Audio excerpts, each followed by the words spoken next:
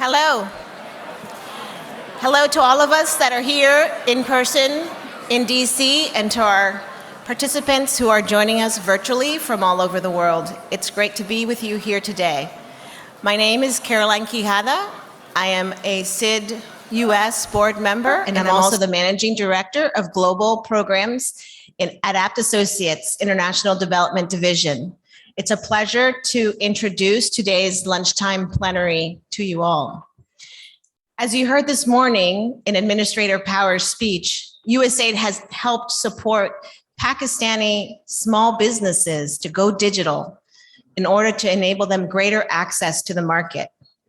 At APT, we also leverage the power of technology to help us achieve more equitable and just development programs. I think today we're going to have one of our first of 3 lightning talk winners presented just before the plenary lunch and speaker. And we also will have another of the plenary winner of the lightning talk winners at the end of lunch. At the closing session will be our 3rd and final lightning talk winners will be presented, and I am proud to say that they are my colleagues, video submitted by my colleagues Sarah Romarini and Yulia Rakimova from our Tajikistan program. So without further ado, I'd like to call up Bobby. Bobby Jefferson is DEI's first ever Global Head of Diversity, Equity, Engagement, and Inclusion. He was previously Vice President and Chair and Chief Technology Officer for DEI Global Health, and he helped to establish DEI's successful digital and global health teams. In 2020, Bobby joined the Board of Directors of the Society for International Development, the Washington, D.C. chapter, now known as the U.S. And as a member of SID-US Executive Committee, Bobby has been instrumental in shaping the strategic thinking on diversity, equity, inclusion, and accessibility. So it's my pleasure to welcome Bobby to the stage.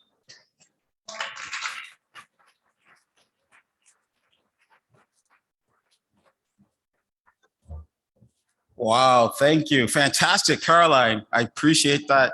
Nice introduction. Welcome, everyone. I'm Bobby Jefferson. I'm glad to share your lunch today. And please save me some, for the end. So we're going to have a dynamic, interactive panel.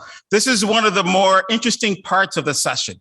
This will be a real hybrid event where we'll interact with those online as well as those in person as well. But before we get started, I want to make sure, do you know which session you're in? This session is about technology. Can it and is it the way to equalize diversity, equity, engagement, and inclusion? And so it's a very, very provocative title, and we'll dig in more into that. First, I want to be able to play one of the lightning talks that I think you'll really enjoy. And the question really is, are organizations at their best when they include everyone? So please be present and pay attention to the lightning talk video. I think you'll appreciate it. Hello, my name is Haptamu Buli, and I am the Disability Inclusion Technical Officer at FHI 360. Black deaf man, and I'm using an interpreter for this video today. I'm wearing a light blue button-up shirt, glasses, and I'm seated in my living room. Behind me is a couch, TV, and a picture. I wanted to start off by saying organizations are at their best when they welcome, respect, and include people of all backgrounds, including people with disabilities. Here at FHI 360, we have done numerous activities to do just that. We took the chance to look internally to identify our strengths and areas of improvement when it comes to disability inclusion practices. We created and implemented a 6-month task force to get a more in-depth assessment. The results of the analysis recommended hiring more folks with disabilities at FHI 360. Our next step was bringing on an intern from Gallaudet University that was tasked with helping develop various tools, resources, and trainings that the staff could take. After that was complete, we used them to create an online toolkit for FHI 360 employees to learn about how to use these resources that were compiled. This helped to fill some of the gaps for inclusive practices at FHI 360. As a result, some people with disabilities who were current employees at regional offices began to come forward and discuss their experiences being hired. We then created a disability inclusion community of practice. It gave the opportunity for folks to take an in-depth look at our organization's policies, procedures, and organizational structure. We engaged in discussion to brainstorm how we can become more inclusive in our hiring practices. We also have been in conversation and collaboration with other organizations, such as Chemonics, MyUSA, IDDC, the EDI Network, Gallaudet University, and many others. Through these relationships, we were able to transform our programs and how we look at program development. We recognized that people with disabilities were not included in program implementation from beginning to end, and held trainings on the importance of that inclusion. Not only that, we've had over 100 FHI employees take American Sign Language classes to not only learn about the language, but also become more knowledgeable about disability inclusion practices and how to engage with the deaf and hard of hearing community. From all these endeavors, we've shifted the way we look at our reasonable accommodations, policies, and procedures. We know our job in this area is not done. We are still learning how to become more inclusive and to remember to keep folks with disabilities involved in the process from beginning to end. We recognize that this is a learning journey, so I encourage everyone to start their own journeys too. The disability community likes to say, nothing about us without us, and that's something we here at FHI 360 are striving to do. By improving our hiring practices and hiring people with disabilities in leadership roles, we've been able to see our own organizational shift. As you may recall, the Millennium Development Goals failed because folks with disabilities were disregarded. Now, with the inclusion of people with disabilities in the Sustainable Development Goals, we have the chance to make real change. If we don't start working toward those goals today, we will not reach our 2030 deadline.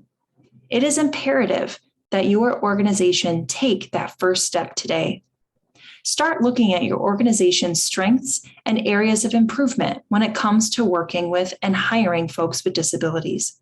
I guarantee you that by taking this first step in your own organizations today, it will greatly change our tomorrows. Thank you. Thank you for that. And I would like, we have a very special, we have Hapmo is in person, if you can stand, to acknowledge that. Thank you so much for your contribution. Thank you.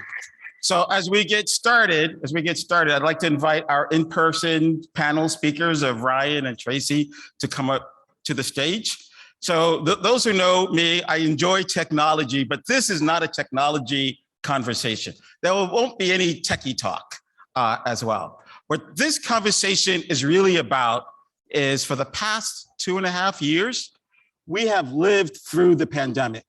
We have survived. You are here. The question has become, because of the remote access, and we weren't able to travel for 2 years or more. I remember being with many of you in Frankfurt and in Nigeria, and we were traveling around. But because of the pandemic, we didn't travel. And a lot of our organizations use that opportunity to embrace our country teams. So many of our country teams took on the responsibility, shouldered the work, did the tasks that we normally as development professionals were doing. So the question becomes, was that inadvertent? Are there now the opportunities for those with persons with disabilities to be included more because of remote access? My good friends from the LGBTQ community, can they now be more involved?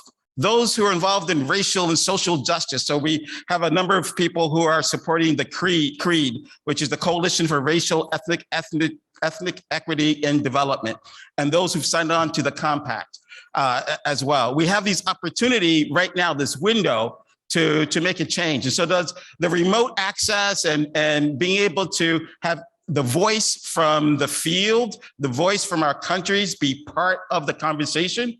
Or are we going to go back to quote unquote normal? Are we going to be able to change the future?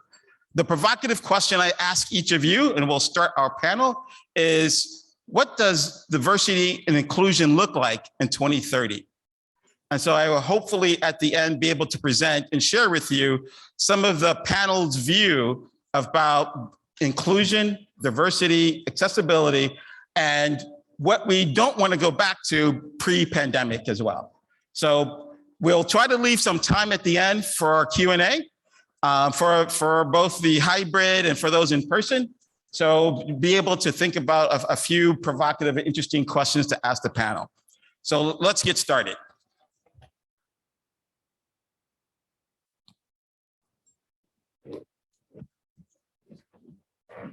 Great. So first, this is a very casual conversation. Those who know me, I like to keep things very interactive. And so we'll start off virtually and we'll do virtual introductions, and then we'll come to the in-person part of the panel. So I'd like to ask JC to introduce himself. And JC I met because I'm a part of the Mentor Capital Network, helping support entrepreneurs. He has his own company and firm. And JC is an outstanding individual who's been written up in the Washington Post. So JC, can you please give us your 2-minute introduction?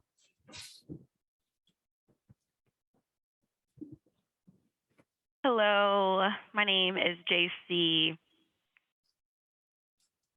I am also married to a person with the same name, so that's why I usually stick with the name JC so people don't become confused with who is who. I have been born deaf and blind. I had went to a deaf school in Wisconsin, and then I transferred to a blind school in high school. And I graduated from the University of Wisconsin with a BA in technology and business education.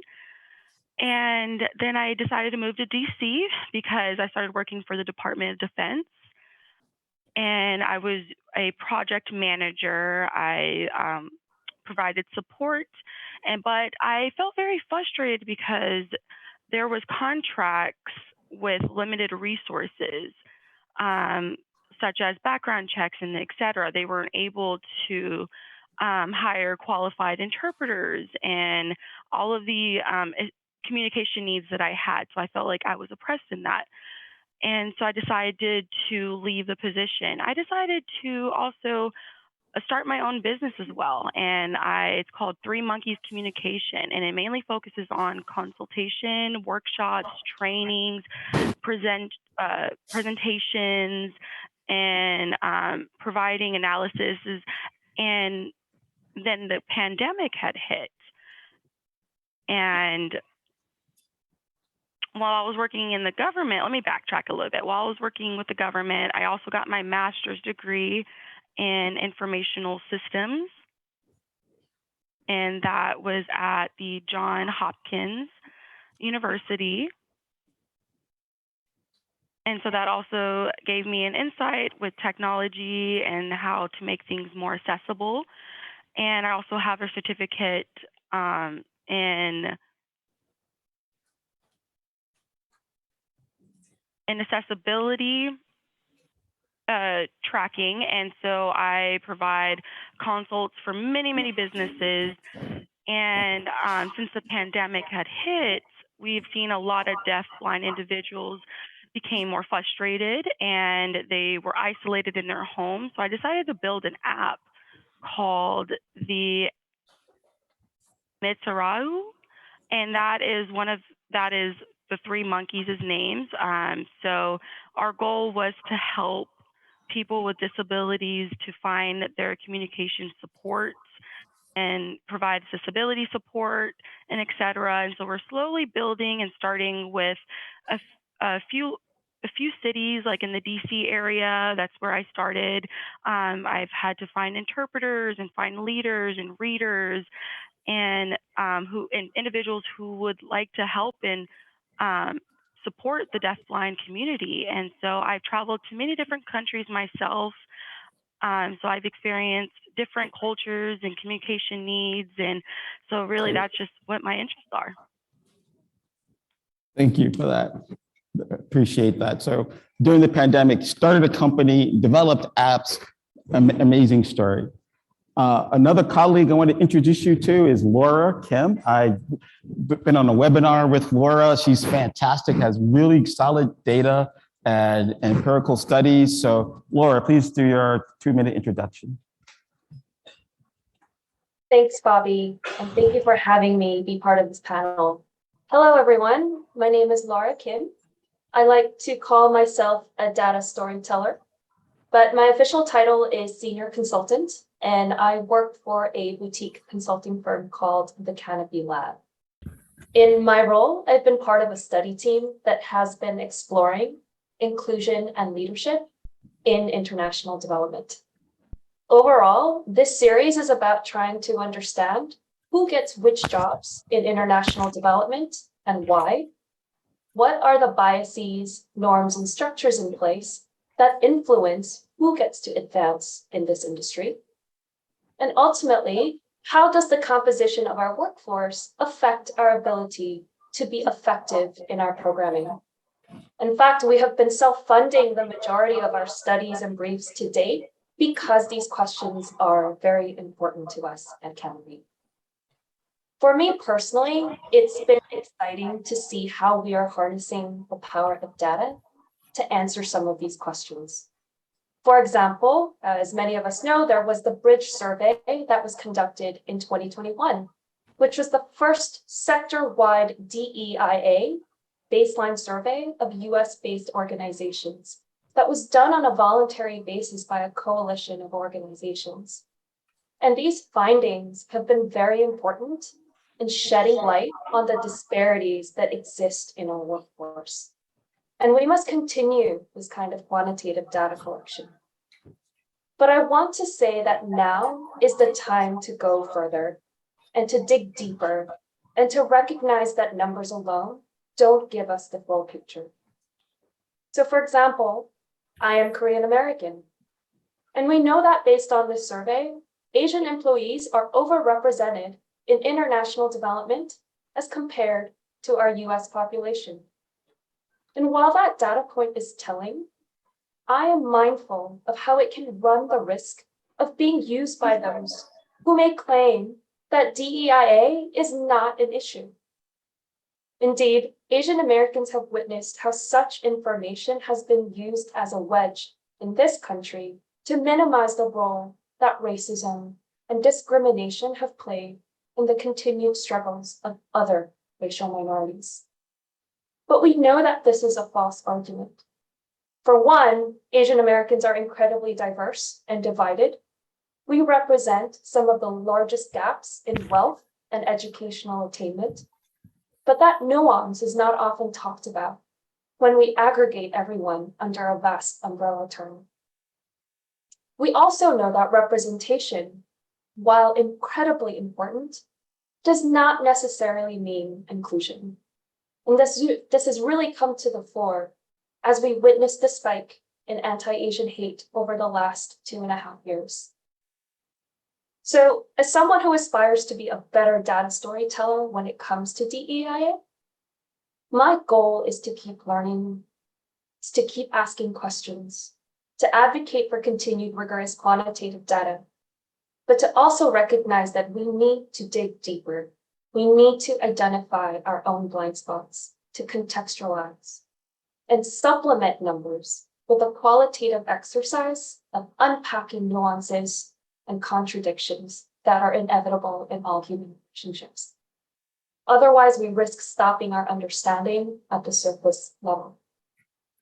And as a DEI expert once eloquently said, and I'm paraphrasing her here, We are increasingly using a systems approach to our programs around the world.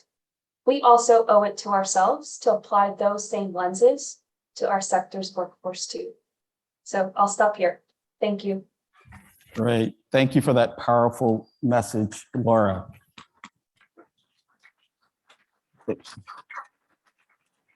And believe me, we will follow up on that message as well. I'd like to introduce a fantastic colleague, and I'd like to ask Karanja to tell us where are you calling in from. And he's got a great background on the technology side, Google, MIT, and a few others, but this won't be about technology. So Karanja, if you can do your 2-minute intro, that would be great. Thank you, Bobby. Hello, everyone. My name is Karanja Gakio, and I'm delighted to be part of this conversation today. I guess my recent story, I'm a founder of Cyberplex Africa, a company based here in Nairobi, in Kenya, which is where I'm calling in from. We have a simple mission here at Cyberplex, and that is to ensure that every learner has access to a personal computer, whether at home or at school. The COVID-19 pandemic clarified how important computers are as individual personal tools and demonstrated practically the gap dividing the vast majority of learners in Africa from online resources and opportunities. While there are many reasons why this gap persists, the one overarching contributor is affordability, especially in comparison to the widespread low income levels of families across Africa. Affordability includes that of the devices, software, content, and other digital resources, as well as internet access and power. At my company, we have brought to bear a package that optimizes the effective cost of each of these elements and enables microcredit approaches to buying a computer. This ensures that more schools and families across Africa can afford computers with which they can learn, access opportunities, and participate directly in the local and global virtual environment. Last weekend, we launched a program including providing 300 computers at 15 very disadvantaged schools in villages 2 hours north of Nairobi. The excitement among the teachers and students was palpable, and they have wasted little time since then putting these resources to work. These learners' enthusiasm was a confirmation that our quest to plug the digital gap that COVID-19 exposed will surely open up opportunities for these deserving children, future leaders, and drivers of diversity and inclusion. As we know, the COVID-19 disruption demonstrated the triumph of technology in enabling learning and some types of work to continue remotely. As the pandemic starts to wane, organizations will be faced with a choice between a return to business as pre-pandemic or further entrenching the new practices developed during the depths of this crisis. Those teachers who struggled and gained new skills in order to continue to deliver their classes are now having to consider putting these back into the pocket as school life returns to normal. Equally, local staff of international organizations are faced with giving up some of the benefits and gains that came with remote work. This struggle is also playing out in many areas of the international development sphere. Which way will the pendulum swing? I suggest that we further entrench our newfound gains. I look forward to sharing and gaining new insights in this conversation. Thank you. Great. Thank you. And thank you everyone from Nairobi, which is a wonderful city, by the way. Tracy, I would like to have your introduction, your story, your journey. Thank you. Good afternoon, Bobby. I'm happy to be here with you, my fellow panelists, and everyone in the audience. So I wish I could say that my career, I had it mapped out, from childhood, I knew what I wanted to be and all of that, but that's not my story. My story is that I've always felt a subtle pull towards equal opportunity, equity, and social justice, but I had no idea that I would wind up being the Chief Diversity Officer at the Millennium Challenge Corporation. I gravitated to this career because of a genuine need and desire to help others who feel excluded, who feel like they're marginalized. who don't know how to best add value. I see my role primarily as a bridge builder, someone who bridges across differences and also who fosters environments of inclusion. So my federal career started about 28 years ago. I know I don't look it right. I don't look that old. I worked for several federal agencies throughout my career before landing at the Millennium Challenge Corporation, where I've been for only about 8 months now. This is my first time working in an international development sector, so I'm really learning a lot. Sometimes I feel like I'm drinking through a fire hose. I'm learning to connect the dots between DEIA, diversity, equity, inclusion, and accessibility, and what that means in the internal context within our workforce, and how that ties to the people that we serve and that we give funds to our partners overseas in other countries. So I'm connecting those dots, and it's taking a minute. On a personal note, I am a native of Queens, New York, and I'm a product of an HBCU, historically Black college and university, Howard University. Anybody here from Howard? Yes. You know. So that's my story, and I'm sticking to it. All right, thank you.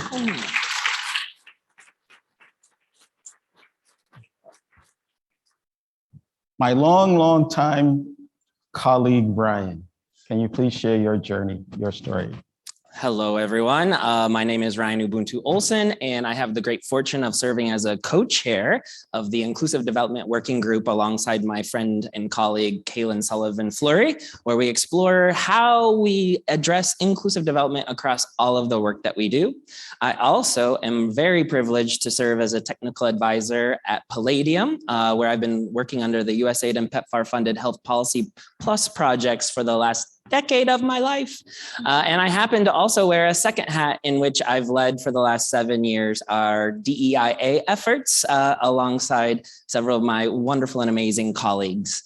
We were asked to share kind of where did you start off in your DEIA journey? And my story actually starts in 2002 when I decided as that naive small town kid to be like, I'm gonna go work at Disney World.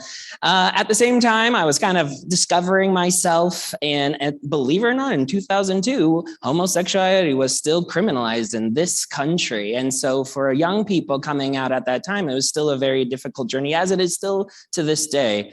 And so coming out was a really difficult but important part of my life. And going to Disney World, I suddenly found myself from small town America in an environment that accepted me for all of who I am. I even found my own Prince Charming. No, I dated him. He was my ex-boyfriend. But it was so amazing because I got to be a Jungle Cruise skipper, tell jokes all day, every day. And more importantly about the program was it paired you with mentors in the company who shared a little bit more about what Disney did. And I just so happened to be mentored to some of their DEIA leaders and got to understand how essential diversity, equity, and inclusion was to the business case of what they do every day. And so you can imagine after that semester of my life, I go back to my private Catholic school at Gonzaga University and be like, hey, everybody. And oh, it was a little different. I was not just normal. I was that guy that people would walk across the street from and, avoid in class. But here I was, a newfound spirit, and be like, but I love everyone, So I ended up doing a lot of diversity, equity, and inclusion and became what I call an accidental activist, leading our Gay Straight Alliance for 4 years in an environment where being in that role was very difficult, and yet somehow was very successful in being able to help shift hearts and minds when it came to gender and sexual diversity.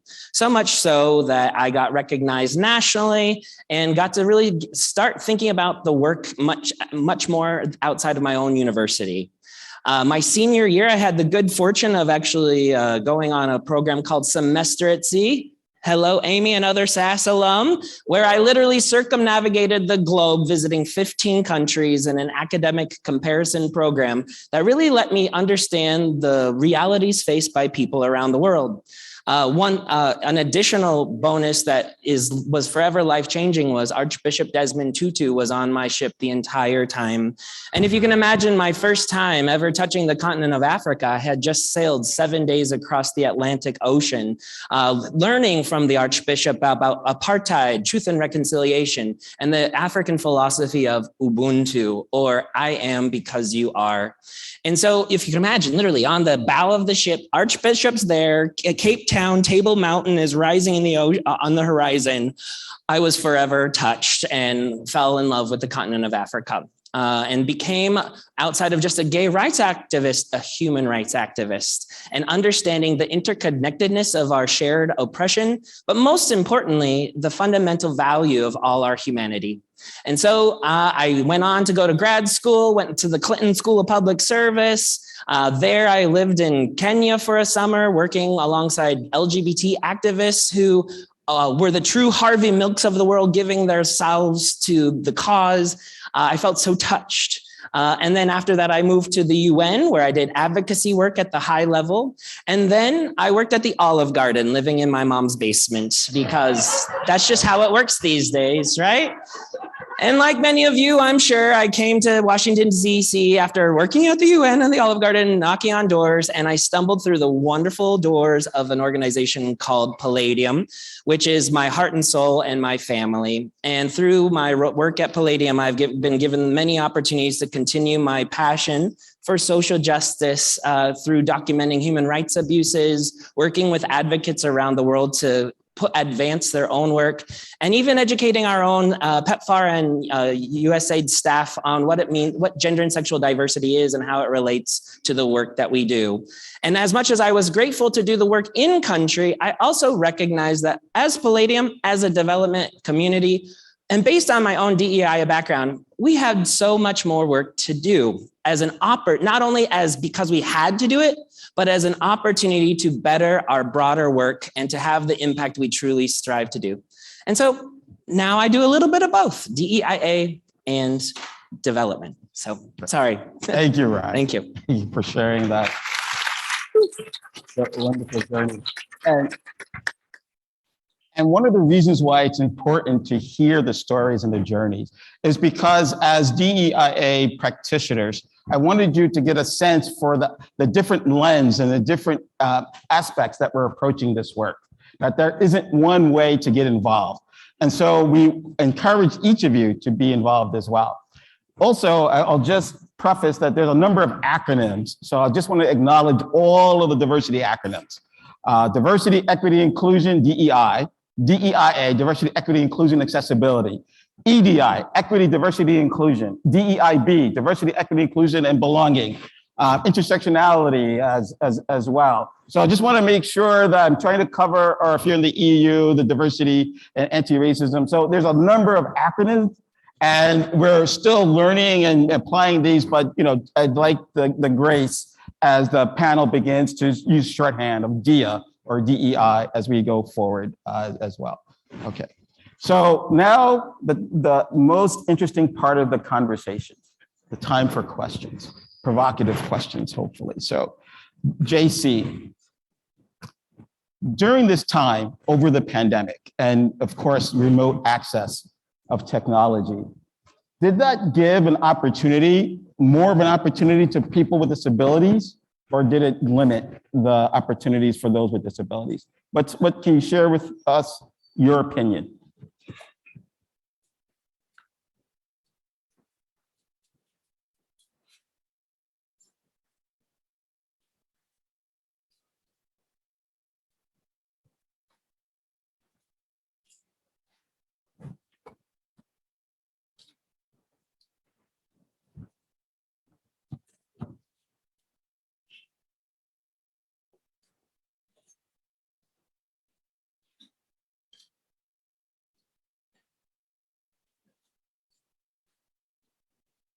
Oh,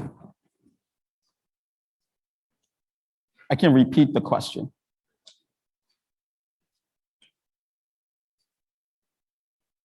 Did the pandemic and remote access give persons with disability more access, more opportunity to be involved, or did it have less access or cause less access during the pandemic?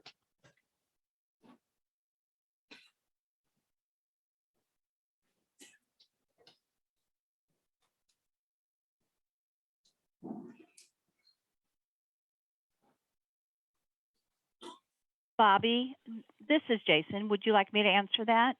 Yes. Okay.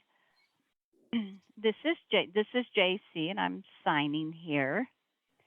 And I just want to mention that I'm first time from Chicago, Illinois. I was in Maryland. I was teaching at the university. I was a full-time teacher, teaching communications and culture. And then, of course, COVID hit, and everything just came to a halt. I had to go home. And, you know, I was a CDI interpreter, a deaf interpreter, and, right, just getting people's attention and, you know, just, you know, getting people would be laughing in my class and things like that. But on Zoom, I didn't have an interpreter. I couldn't have an interpreter with me. And in DC, in Chicago, I didn't know what to do. And you know, of course, on a Zoom call, it's really hard to see everybody's faces, and using an interpreter through the Zoom was really difficult. And but I really believe that COVID not only impacted the deaf or the disability community, but also the hearing community. Also, people with language limits. And so, you know, of course, the interpreters, you know, they interpret from home, and they like that because they're still able to work and they're doing their job on a video interpreting call, and so they get to stay home.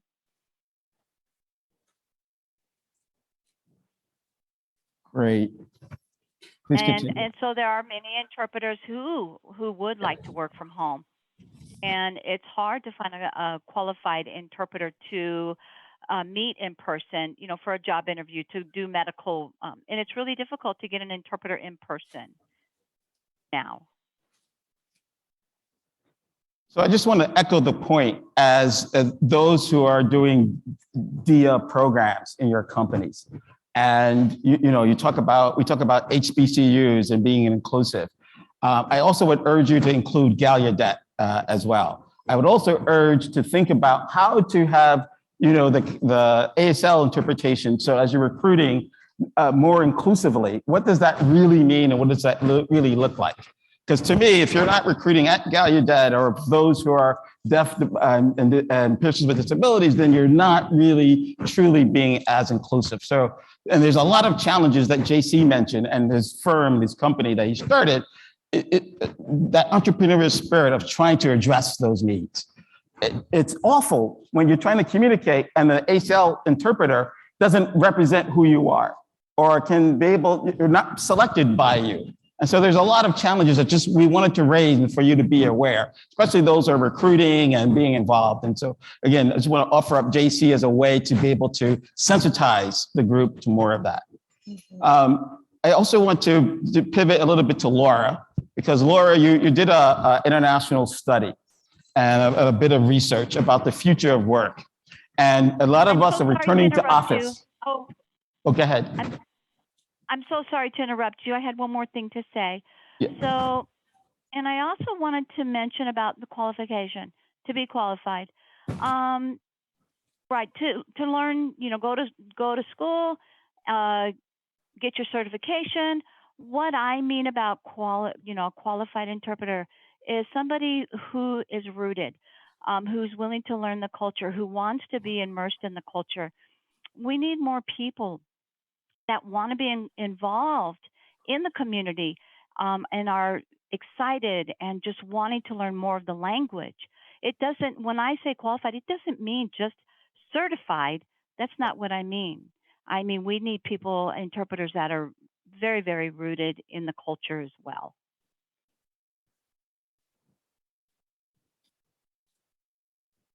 Terrific. Any more? I don't Well, let me just add. Your partner, Jason, told me that you can speak a lot as well. So I'll come back for a second question.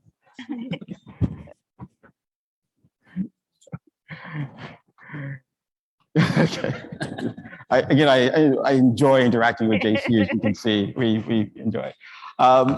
This one is for Laura because I was involved Laura's done a great research, a lot of great work, data. We're all trying to return to office and we're trying to return, quote unquote, to the normal. Do people of color, what is their viewpoints on returning to office full time? What do the colleagues in the global South think about returning to office and returning to quote unquote normal? What does the future look like based on some of the research or some of the studies? So Laura, can you share with us some of your insights based on your study as well? And how many people were involved in your data set? Yeah, Bobby. So the study that you're referring to, for some quick context, this is the 6th of our study series.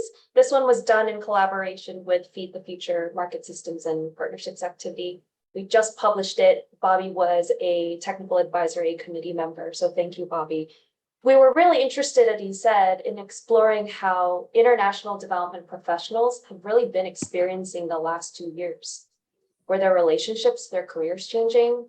How are they perceiving the future of the development workplace? And are there DEIA implications?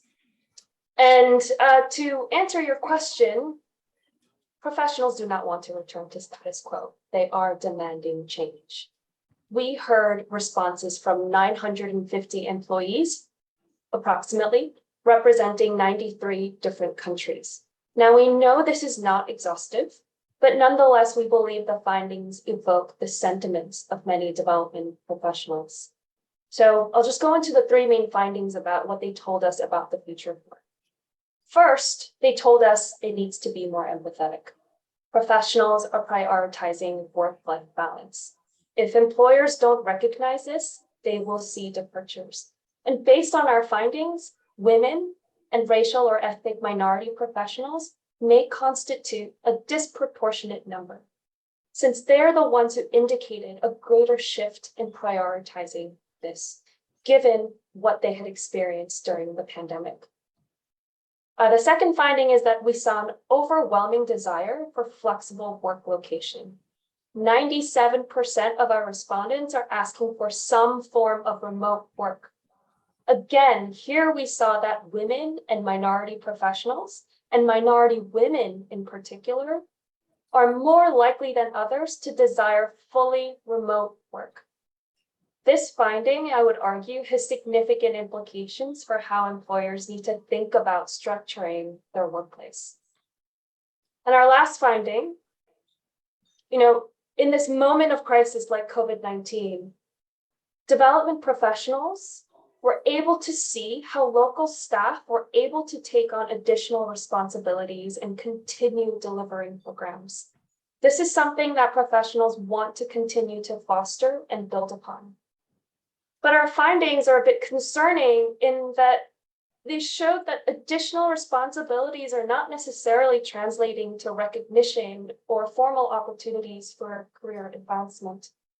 So please check out the report when you have a chance as we go deeper into the findings. But to conclude, the future of work is more empathetic, it is more inclusive, and it is more locally led. We do not want to return to status quo. Thank you for that. So as you've heard, our country staff received more responsibilities, more access during the pandemic. So Karanja, what I'd like to ask from you is, what did that look like from your perspective to receive that responsibility? So we're sitting here in DC and Washington, and we couldn't travel. So we said, okay, please do more. And you had increased responsibility, did you receive an increase in pay? Did you receive an increase in a voice at the table? Did you get invited to be part of what does that look like from your perspective? And then the second part is, what would you like not to go back to as well, right? So we had this new responsibility, this new work, this new task. If you can share your experience of what that has felt like if you're sitting in Kenya.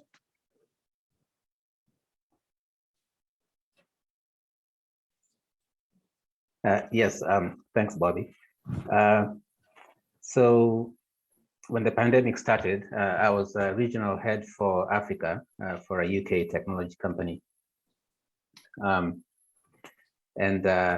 Absolutely, due to the disruption in travel and in-person interactions, I ended up with greater autonomy and responsibility for local decisions and local activities.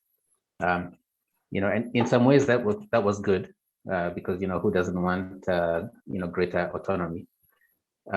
Did this come with increased compensation and recognition? Definitely not, for sure. I think that part of the reason was the haphazard nature in which this came about, in which this situation came to be. But I think that now that we have hindsight and we can put intention into the way we want to proceed, we can take a different approach. I think to your second question, what would I like to not go back to? This question takes me back to my days at Google, where I worked in Google Africa's office here in Nairobi. I was head of operations for sub-Saharan operations, and one of those practices, sort of headquarters versus local practices, was the frequent visits from headquarters to our local offices, and I think that the fact that we've been able to go through 2 years of not having a lot of travel and getting work done, it's definitely possible to reduce these visits. A lot of these visits, actually, when I look back at them, really did not benefit the local staff quite as much. In fact, in many cases, they really increased their responsibility. You have to chaperone, you have to guide, you have to troubleshoot, and at the same time, it's interfering and interrupting your own local work. And so I don't really see that much benefit for the local staff. And perhaps actually the better approach would be to equalize these types of interactions, physical interactions, so that the local staff are also benefiting just as much as the headquarters staff. And it's a more two-way approach to this physical interaction. But yeah, more responsibility, not greater pay and recognition. Yeah, right. Thank you. And so I just wanted to have that perspective from the country level, that there's an opportunity to celebrate, and I urge you to celebrate the work that many of the country staff endured and put in. And a lot of them now have a voice because of remote, right? They can participate in meetings, but that recognition isn't there of being part of the management team or being part of the decision-making team. And so we have an opportunity, we have a moment, as Laura was saying, to be able to go back to normal, where our country teams weren't part of the equation, weren't part of the decision-making, weren't part of our senior executive management, or we can embrace this new future that we potentially can have going forward. So again, I urge this moment in time to take advantage of a way and a vision forward.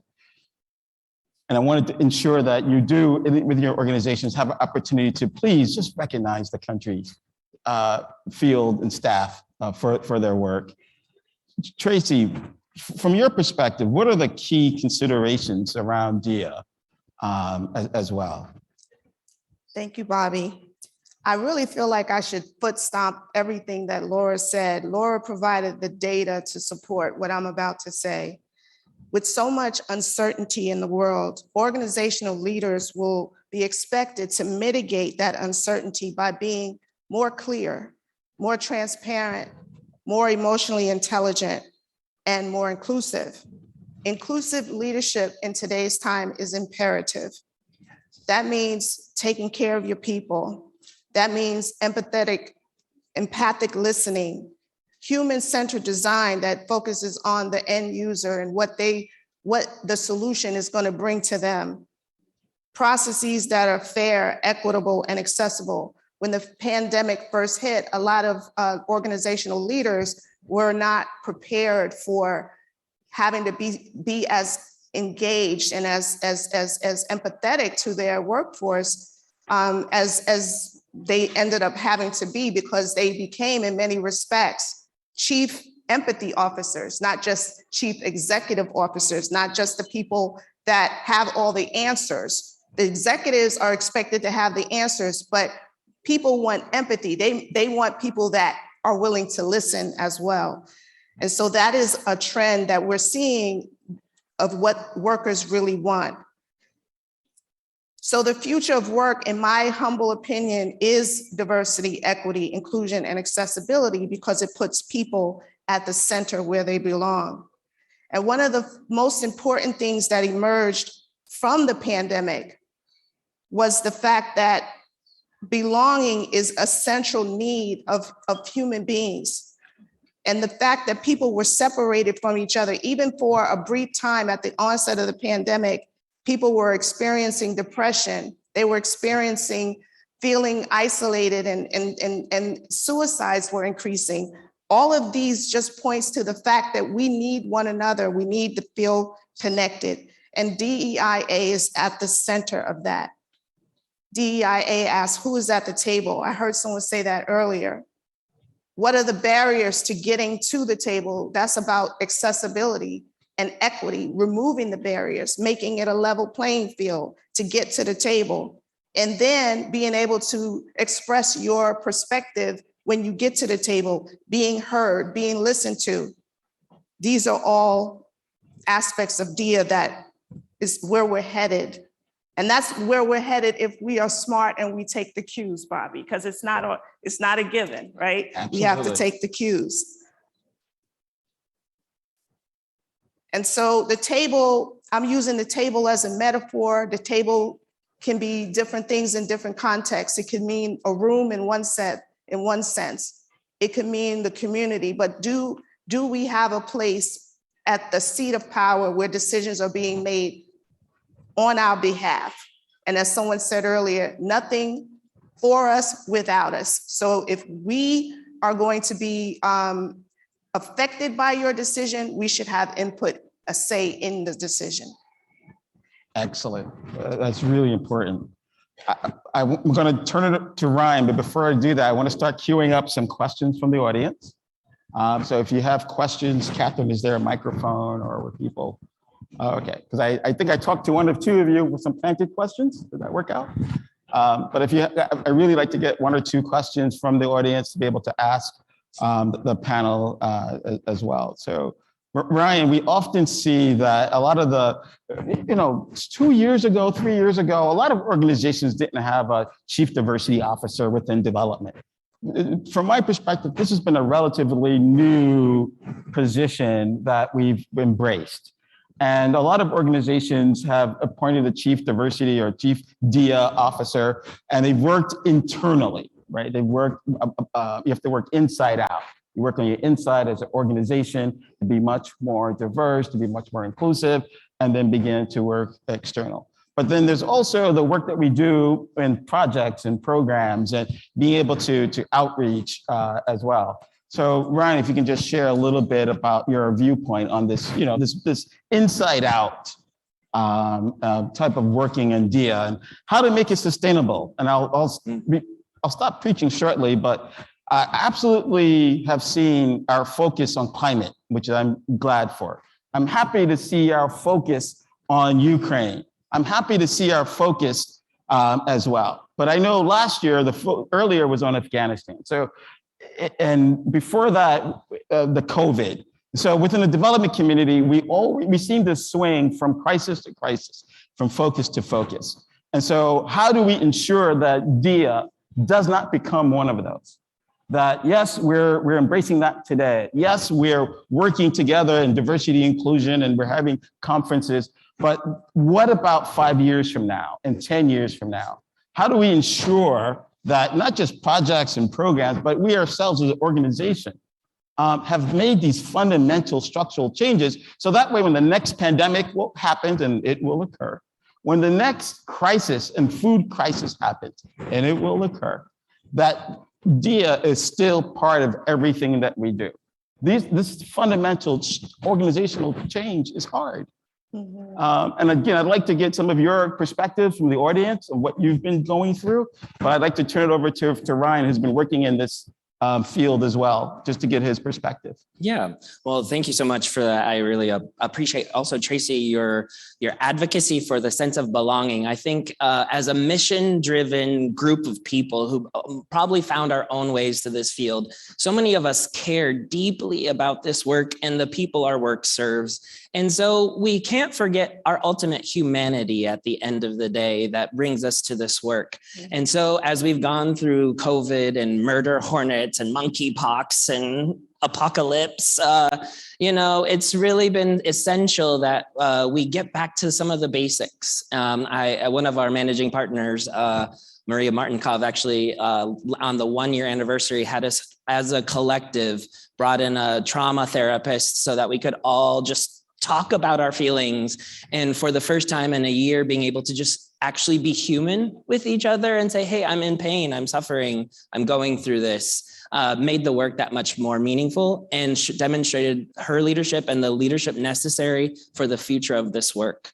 And one of the things that, like you, Bobby, I'm both excited about and profoundly moved by that our efforts in this community to advance DEI is starting off. We're all really passionate about it.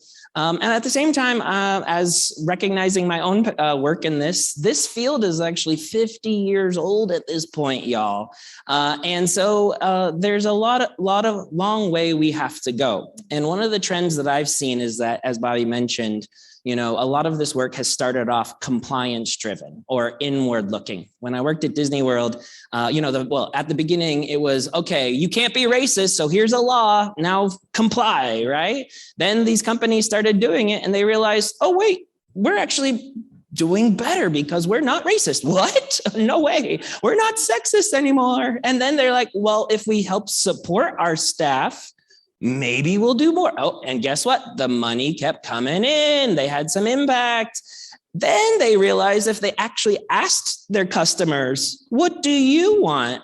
Oh my gosh, they got more money. And oh my God, if those customers actually were reflected amongst their staff, we could get even more innovative ideas and be ahead of the next curve, right? And then all of a sudden, it's our collective imaginations, being able to be our full and authentic selves, our humanity that comes alive and drives our business. And so what I'm seeing here is, are we still at the compliance moment? Are we still just doing it, putting that black box because we support, freaking Black Lives Matter? Are we doing a pride parade or having a session one day out of the year? Or are we understanding how these issues cut across our business interests? And most importantly, what I think this field has an interest in is changing the lives of some of the most pressing problems and those wicked spaces that need all of us, not just one of us or a certain part of us. And so as we've gone down this journey at Palladium for the last 7 years, it's been wonderful to be on that journey. As we started off with a rambunctious group of staff, those Jezzy advisors. Ooh, inclusion. Oh my God, we need more. And we started doing the basics, understanding how DEIA cut itself across our strategically across our organization, gave a senior leader some KRAs to lead to, and some mandatory training for our staff. But after we started doing that, I think the excitement waned off, and we were still left with just a few of us that were champions. And then it became, oh, it's your job. You do DEI. And we had to start doing a better job of explaining and extrapolating why DEIA mattered to our project work, why our field offices, and in this unique sector, why DEIA is not a US construct, or our ideas of DEI is just not us, but that we're a global company, and our staff around the world deservedly need to have voice and say too. And so now we're on that space, and something I'm so excited for USA to start doing is really looking at how is it that DEIA is no longer just representative of, okay, bean counting, we have won this, we have won that, but really understanding how these issues are transformative and offer us as practitioners a chance to actually upgrade and enhance the work we're already doing. The low-hanging fruit is we all care. We all know that these issues, your GESI advisors exist in your organizations. Are you using them? And so this is the opportunity at hand. And if we don't understand how this work that we're talking about today translates to our bottom line, our impact in the world, and will make the difference, then I think not only it's not just a feel-good thing, but you're gonna be left behind, frankly, because I'm here, Tracy's here, and we're coming at you.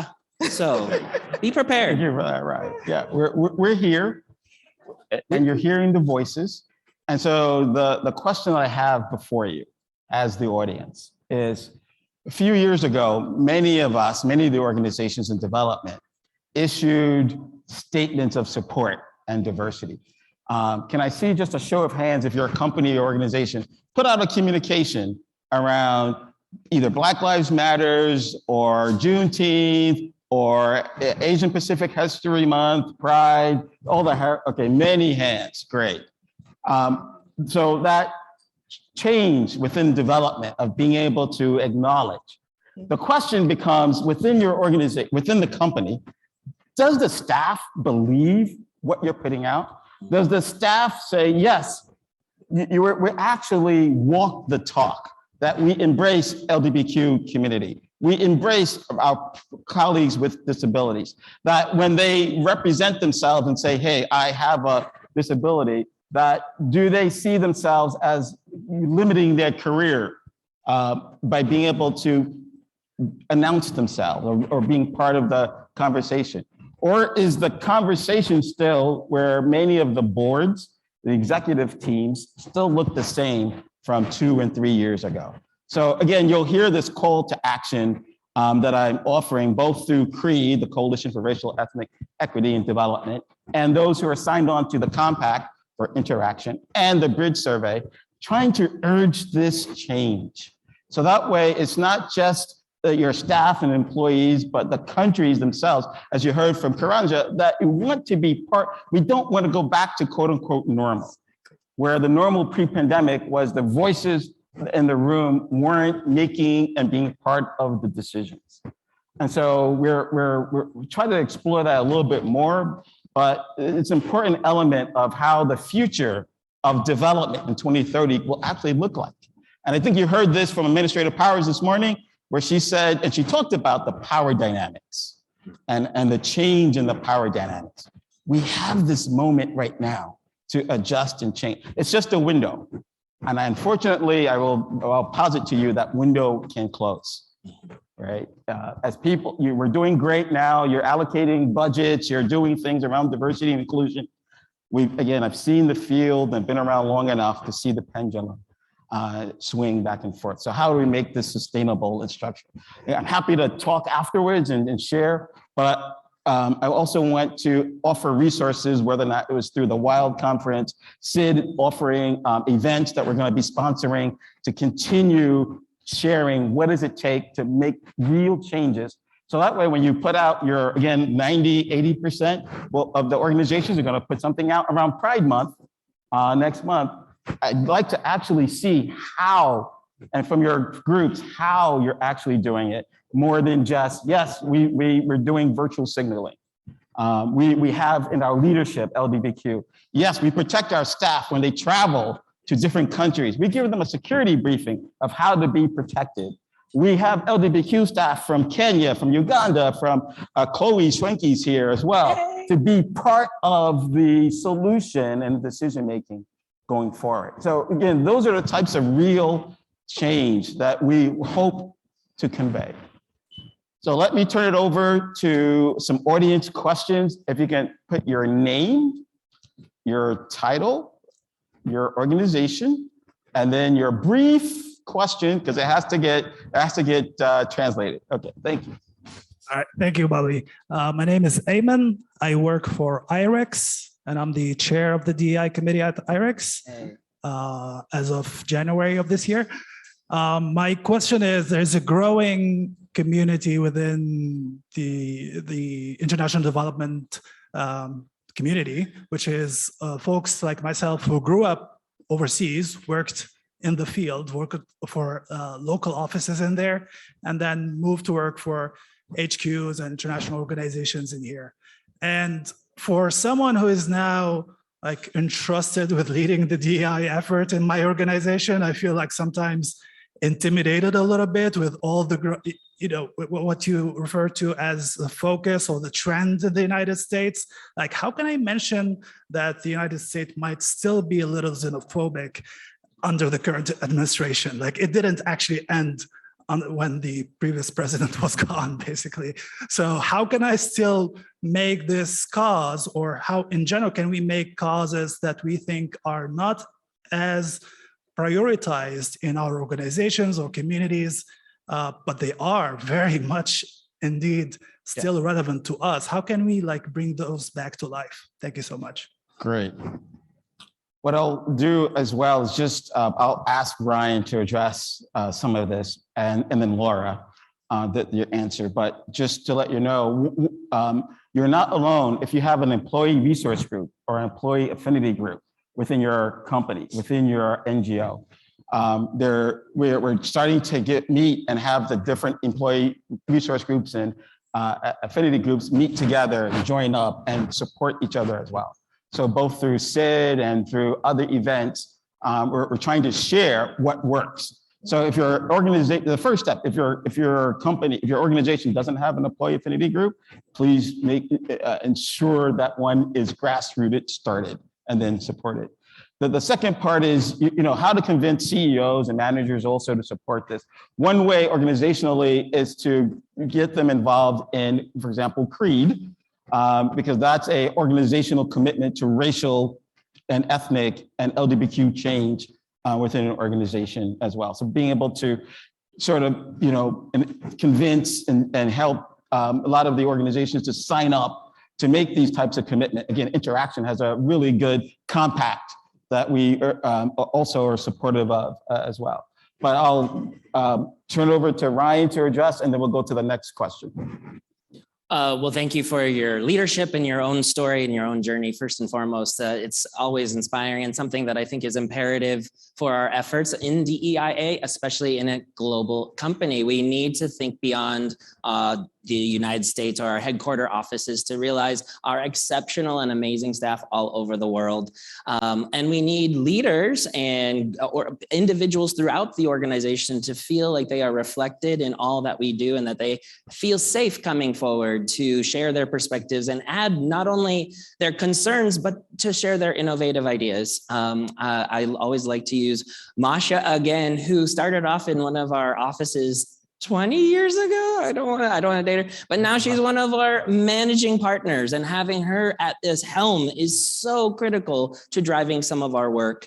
And not only having her in our headquarter offices is essential, but also understanding and recognizing our leadership in our country offices, where we've ensured that a number of our chiefs of party are from that country. And so having our regular communications, being able to create open channels for that communication and elevating those stories that actually touch on the work. And like I said, making sure that the DEI part, your role as the chair of your DEI council, that you're bringing your own work, your story and the story of others to that space, so that we're not just talking amongst ourselves, but to each other and elevating the work that is meant to touch people's lives around the world. Thank you for that.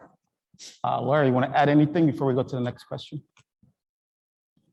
Sure. So I just wanted to say to the person who's asking the question, I'm sorry I couldn't hear your name virtually. I really hear you on how the divisive political climate here in the United States often makes us hesitate if there's actual room for change within this country. And I'm talking within, the context of a US-based headquarters organization. And I think it's easy to get cynical or hopeless, but I think what was really inspiring and motivating about the study that we just conducted was actually there is momentum. People do want change. It's not easy. We don't know how. There will be a lot of experimentation down the road, but I think there is an awakening. And I think overall as the international development community, we just need to get more comfortable with the uncomfortable question around why is DEIA important? Why is it worth doing despite all the challenges? And it's not for bean counting, as I think Ryan mentioned, or to meet compliance regulations. It's not only about the business case. It's about challenging injustices. It's about reducing suffering. I mean, isn't that why we all got into international development? I like to think that we are at our core romantics and optimists. And I think just keeping ourselves focused on that purpose, I think would be useful, and sort of ignoring the noise around us. Great, thank you. So I I just will. want to say one Please. thing real quick. So I agree with you, Lori, that it's not just about the business case. We've been talking about, how long have you said? 50 years, DNI started off as DNI, but it's been about 50 years. The business case has already been made. I don't mind making it again, but the research is compelling. DNI is a business imperative, and it makes businesses better. It makes businesses more profitable. It makes businesses people work together better. So the next question is, now that we know the business case, what are we going to do? And I think that we have to create environments for these practices to take hold. And so at MCC, we're using psychological safety to help drive that, because psychological safety is foundational for people to be able to come forward and share their different perspectives and get over the fears that the gentleman mentioned in coming forward. So that's our approach to helping DEIA take hold. We're going to set the foundation with psychological safety. Thank you. Excellent point. We're seeing a lot of organizations go through unconscious bias training and microaggressions training, but in the end, is your organization safe enough that your staff, your diverse staff, and your staff in the countries are willing to speak up, are willing to share their experience as well? And so we see that there's again another disconnect between, yes, you went through this great training, but we don't really want all these reports around microaggressions and all these reports around issues that are happening. We just want all that to sort of go away. We're not even measuring in many cases, not just resolving incidences, but even measuring what those are. So I again, hopefully we'll have a SID conference or a SID webinar that will share some metrics and what works in development. Because that way we're sharing what works with our projects, our programs, but amongst ourselves as well. And so I'm going to take a page from Administrative Power this morning and just ask like 2 or 3 questions in a row, and that way, and then be able to field them to the panel. So that way we can, wrap up on time. So if you can, yes, yeah. Thank you so much, panel, everyone on the virtual platform, Bobby, for moderating this. I think it's such an important topic. So I don't really have a question. I just have a comment and sort of lend my voice to the call of action here. We are working in diverse cultures. I mean, all of us here, we're in development. We're working amongst different people, different ways of thinking. And I just would encourage us all as leaders to be really intentional about our hires, be really intentional about listening to our hires that we already have for those diverse ideas, for how to reach people where they are. And the solutions that we're offering, are they really gonna work if we don't have those who are gonna be impacted by it part of the conversation? Sorry, my name is Ade Adetisoye, and I am Vice President of Global Health Programs at Management Sciences for Health. I just started last month after quite a bit of time with the US government, and it's been a transition for me. But what I love about MSH is the intentionality in the hiring. I am one of those hires, grew up in Nigeria, and I'm able to give real life examples of how some of the things we are talking about will work or not. But I'm also wanting to highlight what we've talked about today around what was the impacts of the COVID-19 epidemic. And I'm so happy to see how our folks in the field have been able to participate. Chiefs of party, regular staff being able to say this works and this doesn't work. So I'm just lending my voice to this call of action as I look across the room and say thank you so much. Appreciate that, your new role, and that you're part of the organization. And I actually will form a question in there for JC, which is how do we, JC, how will we go about being more inclusive of persons with disability, those born deaf and blind, to be at the senior leadership levels within our organization? So I want you to just think about that as I take on the next question. Hey, greetings, Bobby. Pleasure to see you. Greetings, everyone. My name's Imhotep Simba. I work at DEIA. I work in our operation, USG and Entity Management and Banking Department. I guess my inquiry for the panelists, also thank you all, by the way, for just showing up and being representative, obviously, of your respective community groups. That's essential. So I guess just quick question for panelists as it pertains to thoughts for respective leaders here. Question for leaders at large in the industry, and potentially the client as well. Obviously, you know, this is a very competitive room. This is a very competitive industry.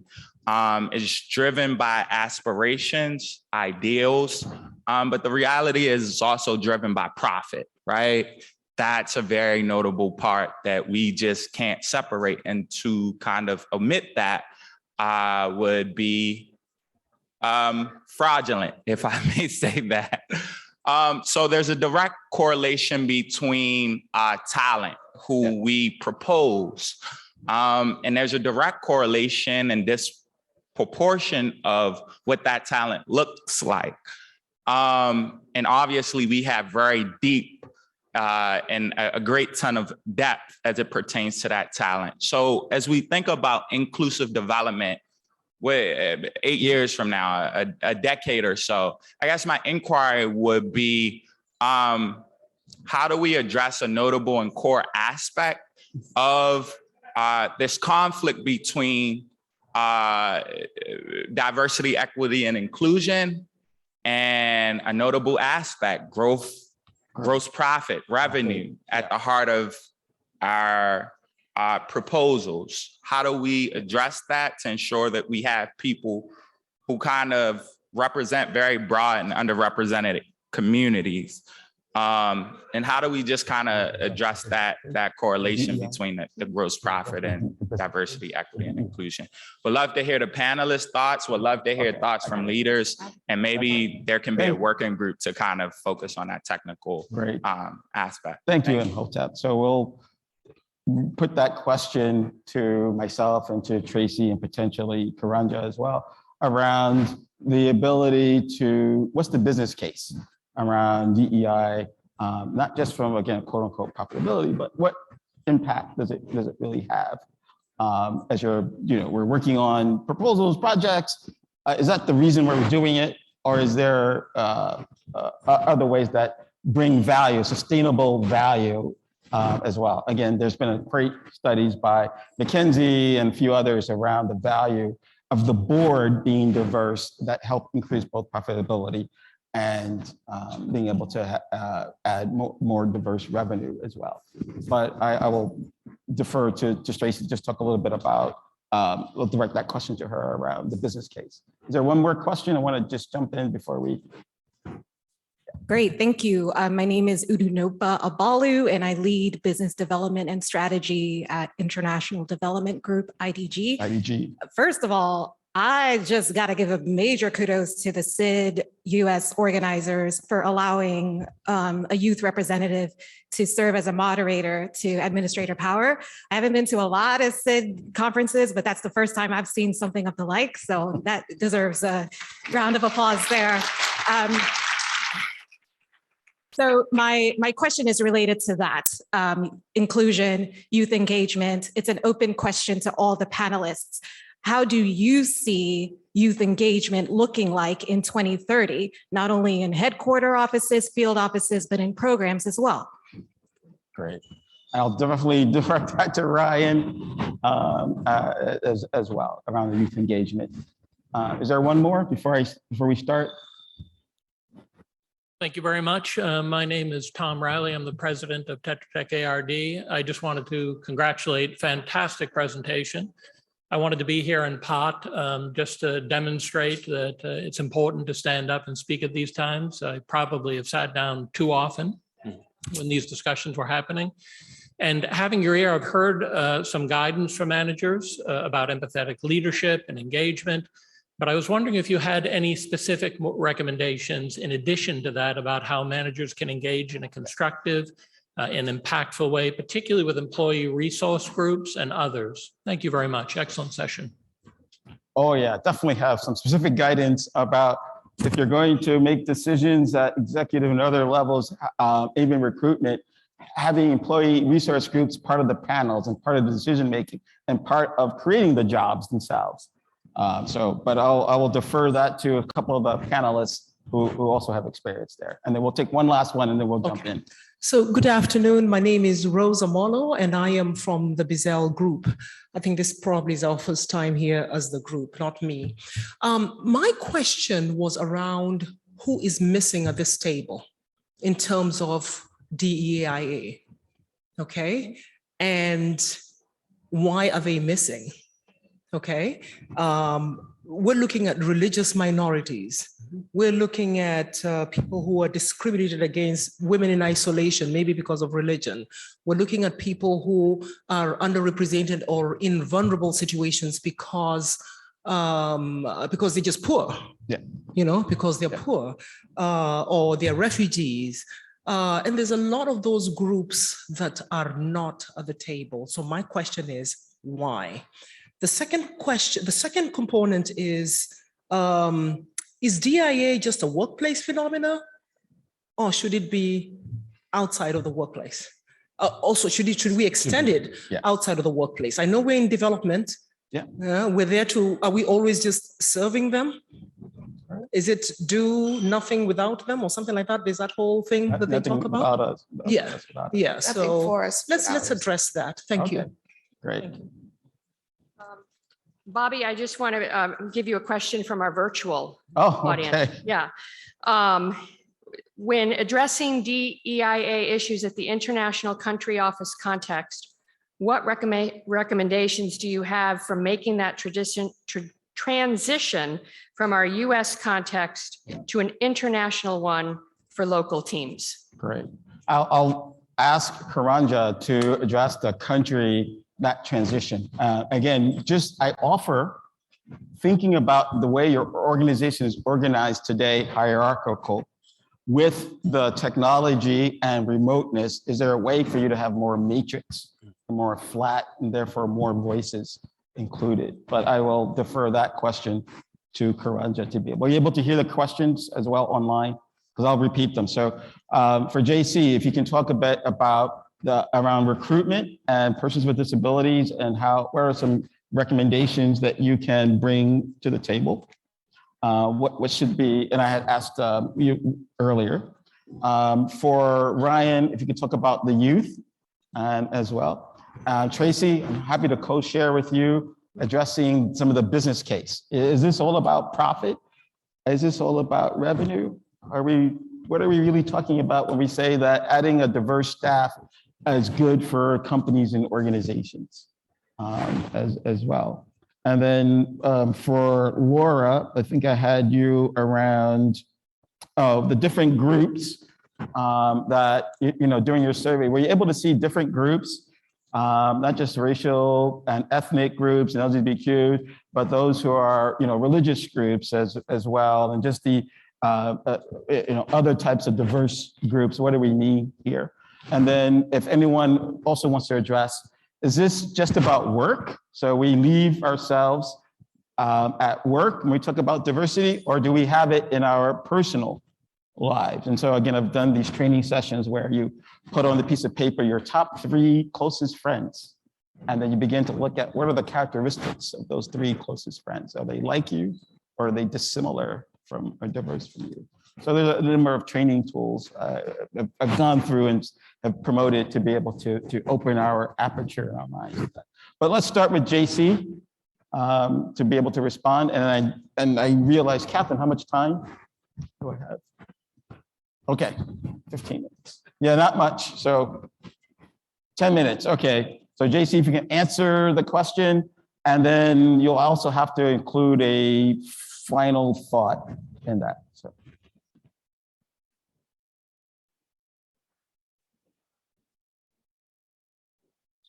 Okay, so I've done workshops for inclusion. So I've noticed one big issue with many businesses and industries is what happens is they typically advertise at universities and et cetera, but not actually finding or hosting a disability work job fair or looking for particular places where they can recruit those type of people in those communities. And actually demonstrating that we do have these things instead of sending out an email or just pushing it to the side. So I've just noticed that some people may not be comfortable talking to those individuals. And another issue is volunteer work.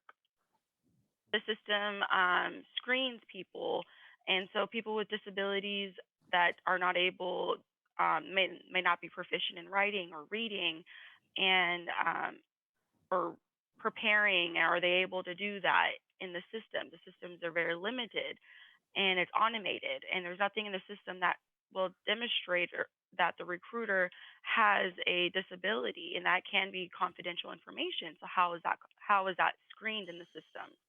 And so many businesses will say, hey, yeah, our goal is to have 15% of people in our workforce that have disabilities or are racially diverse, and that can just satisfy that 15%. And they're just hiring people. They may not be actually skilled in those positions. They're just hiring to satisfy that 15% minimum that they have for the company. And so there's really a lot of things. It's not only that it's about recruiting, networking. It also are the businesses' websites accessible? Can people actually access those websites? That's why a lot of companies are having a hard time recruiting people. Excellent. So I have to echo that, which is if you're just trying to reach out to people with disabilities and recruitment just to reach a numbers goal versus being involved in the networks, being at the career, for having people on your staff who are the ones doing the recruitment, showing and walking the talk, we believe is hugely much more impactful than just trying to reach a numbers goal. Having people on your board, yes, on the board, finally, so this is the moment to be able to do that. So, and then Laura, if you can address. Bobby, I'll address the question around who is missing. Yeah. I'll talk about it in the context of our study. I mean, there were literal barriers to accessing our survey. All the people you mentioned, that there's the digital divide, refugees, displaced people, the very poor, the elderly, the list is endless, and combinations of all those characteristics. And also in our methodology, maybe we didn't provide enough choices in our survey. Maybe we didn't bother to ask.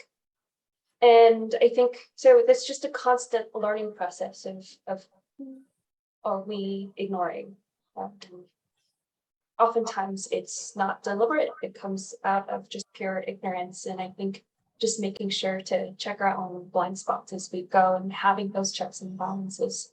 And then I think just in general, if you are of a small minority that often gets grouped into a bigger group, there's an invisibility there. And so I think just a lot more work has to be done in progressing forward, just in terms of research, just in terms of giving visibility to various groups of people and their true experiences. And to segue into a final takeaway, and I probably am taking this from like a tweet I saw somewhere. People hear statistics, but people feel stories. And so I think it is all the more important that those stories do get to shine from those who don't have the platform or the voice. I don't have the wisdom to know how exactly to do that, but I think as long as we're all willing to learn and to play that role of checks and balances with one another, I think we hope to tackle this challenge that you mentioned. Great, thank you for that. And I'll definitely remember that takeaway and that Twitter. Yeah, don't quote me on that. That's not me. I'll track it down. No worries. Karanja, if you can answer the question and just leave us one takeaway. Yeah, sure. So I think even listening to all the panelists and all the questions that I've heard here today, this is a never-ending quest to recognize everyone. And I think while your organizations, they're working to improve lives and provide opportunities and so on, I think that one important takeaway for me is that the work that development organizations do can reflect onto our own local environment here where I live and work, because in that interaction between those of you in those organizations and those of us who are here in ours, there's a cascading effect, that's resulting out of that interaction, because we also have our own inclusivity issues right here within our own countries. We have many invisible people, as the lady there, I think was Rosemary, mentioned, including the poorer communities, the religious minorities, the refugees, etc. And in many ways, we do take clues from our interaction with your organizations. And so I think that we should always be striving, to maintain this momentum, even in the face of the trends that come and go. And I think for me, when in terms of a takeaway, I think that we must work to protect the gains that have been won through the last 2 years. Mm-hmm. The increased visibility of participation in decision making must be promoted in order to ensure that every voice, and in our case in particular, those of ours in peripheral countries, that it's better represented and engaged in this new normal. The voice and representation. So, Tracy, if you can just leave us with your takeaway. I'd like to challenge us not to think always in binary options, especially when it comes to DEIA.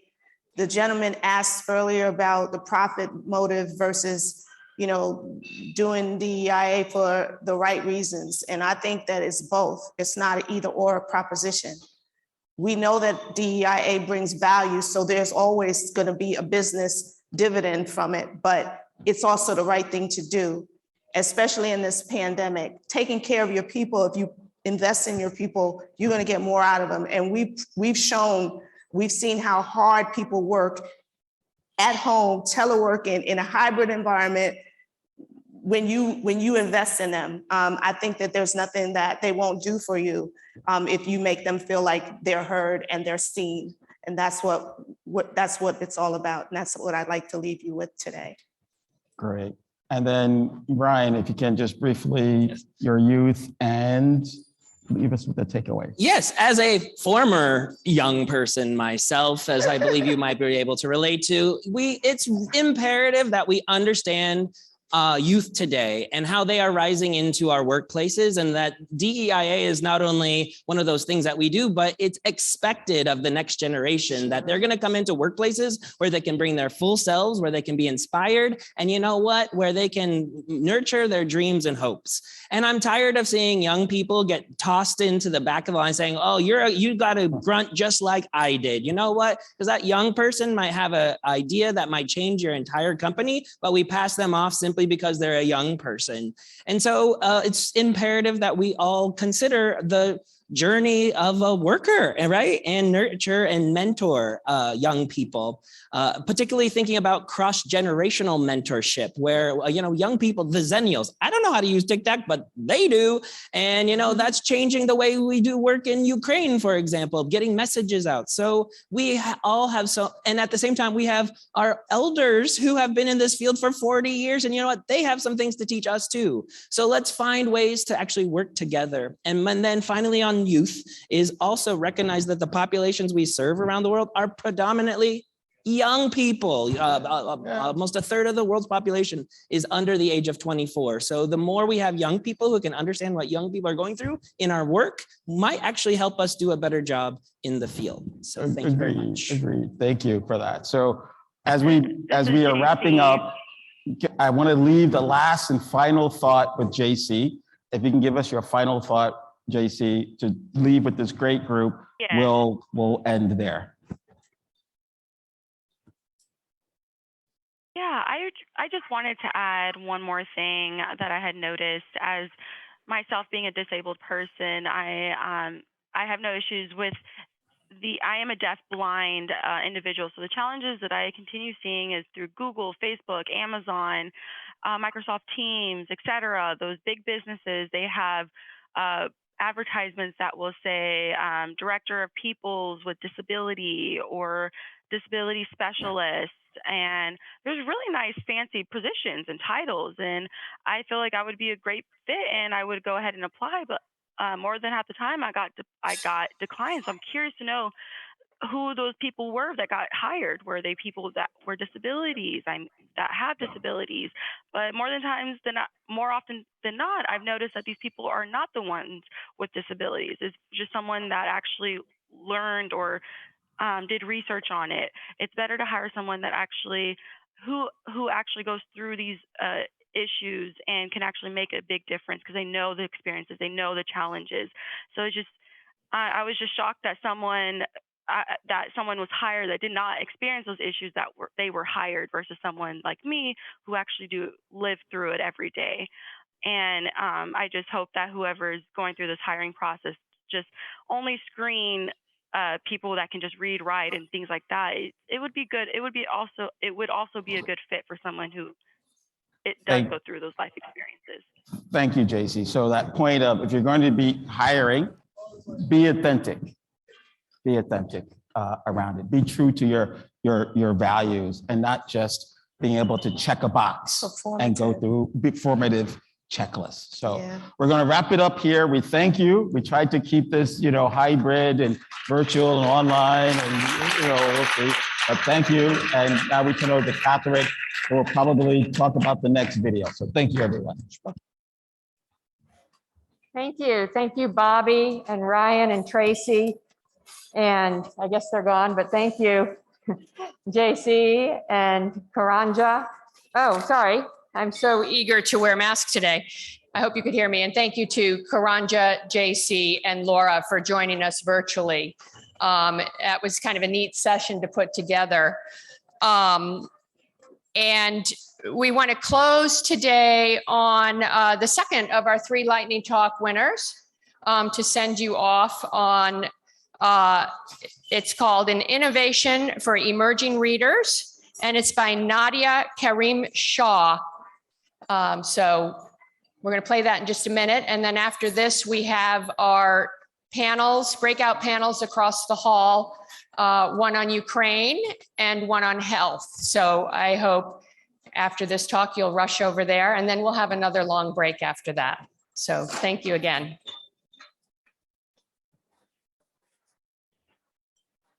My name is Nadia Karim Shaw, and I'm a Senior Technical Advisor at Creative Associates International. Before we dive in, let's take a few moments just to remember ourselves as 9 or 10-year-olds. Do you remember what it's like to get lost in a Nancy Drew or Hardy Boys book? Or were you the sort that thumbed through a National Geographic cover surreptitiously?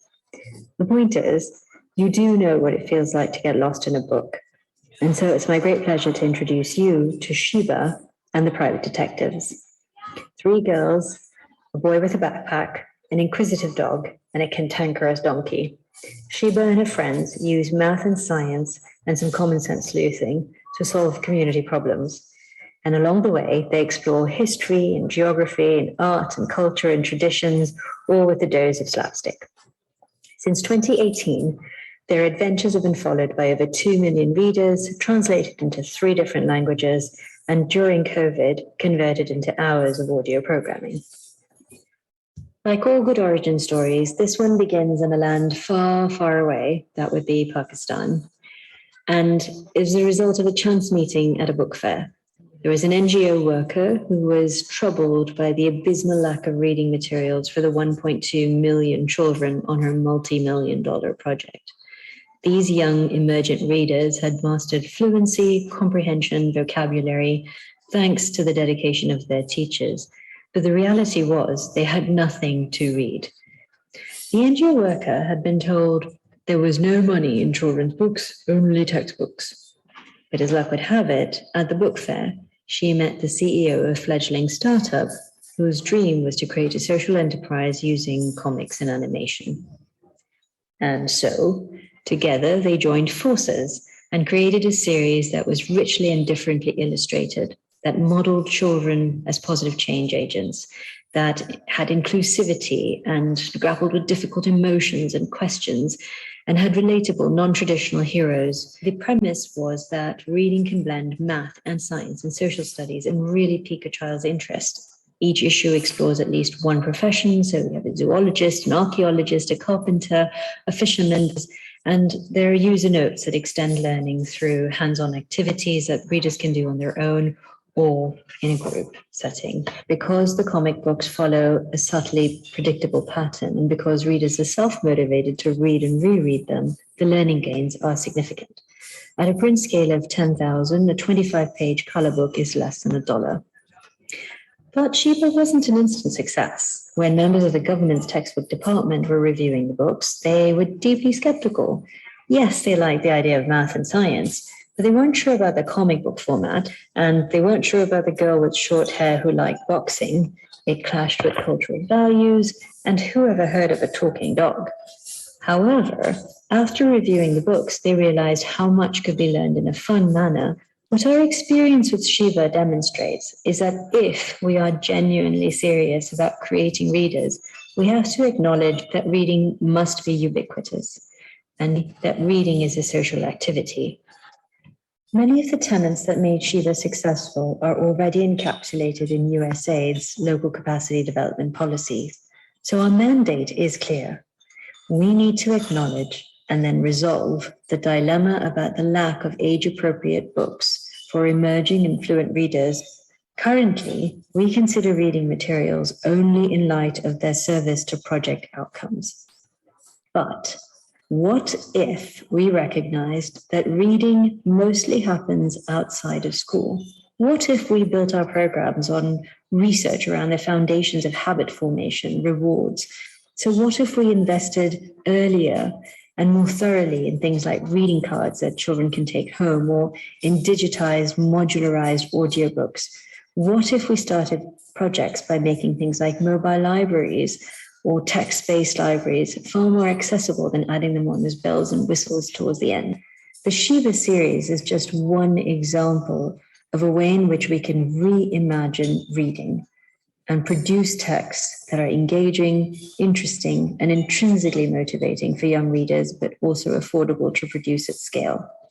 What ideas do you have to get more texts into the hands of eager readers?